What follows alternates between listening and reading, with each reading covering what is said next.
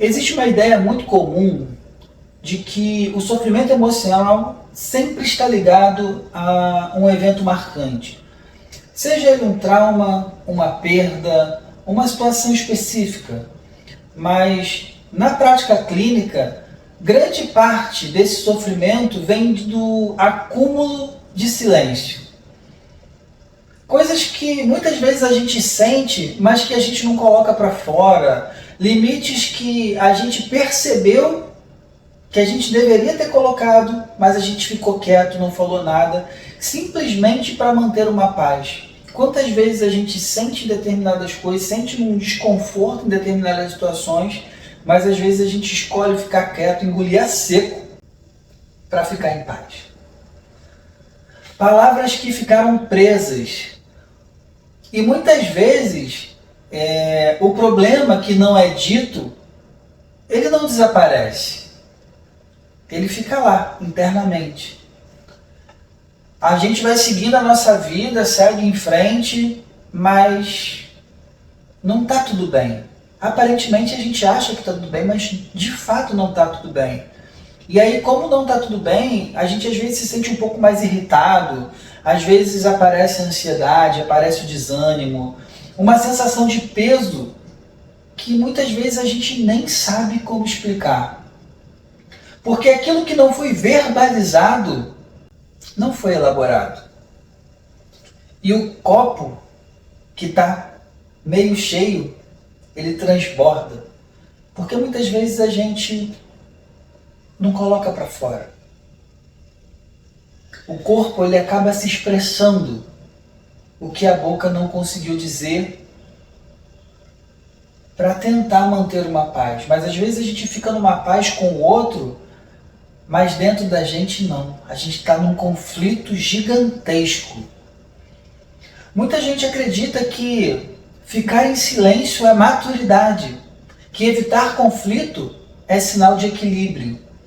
Mas existe uma grande diferença entre escolher o silêncio e se calar por medo. Quando o silêncio vira padrão, ele deixa de ser uma proteção e ele passa simplesmente a adoecer. E é aí que começa a perder o sono, a ansiedade, a depressão, enfim, todos aqueles sentimentos ruins que só está aparecendo porque a gente muitas vezes escolheu calar.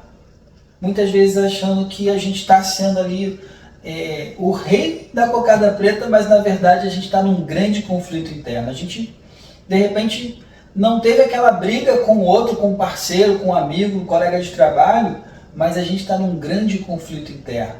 E é muito comum ouvir isso no consultório, pessoas dizendo, eu sempre deixei para lá, eu não quis criar problemas, eu preferi engolir. Então, assim, é o tipo de situação que muitas vezes gera um problema, gera uma consequência que às vezes a gente nem percebe. E com o passar do tempo, esse engolir vira um grande peso constante.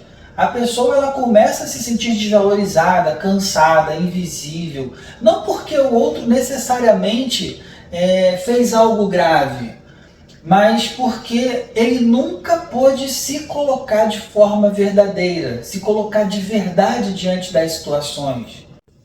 Falar não significa que eu estou atacando. Se colocar limites, não significa que eu esteja brigando. Expressar o desconforto não necessariamente é desrespeito. Muitas dores emocionais não precisam de acolhimento infinito, precisam de expressão. Quando alguém começa a se autorizar a dizer o que sente, você vai percebendo que algo muda, que algo vai ficando um pouco mais leve, que a tensão até nos ombros diminui. A confusão interna começa a se organizar. E isso não acontece porque o outro resolveu mudar. Isso acontece porque a gente deixa de se abandonar para manter as relações. Às vezes, o que mais machucou não foi o que aconteceu, foi tudo aquilo que você precisou calar para continuar ali. E até quando isso vale a pena? Será que isso de fato vale a pena? Pensa aí, depois me diz aqui nos comentários.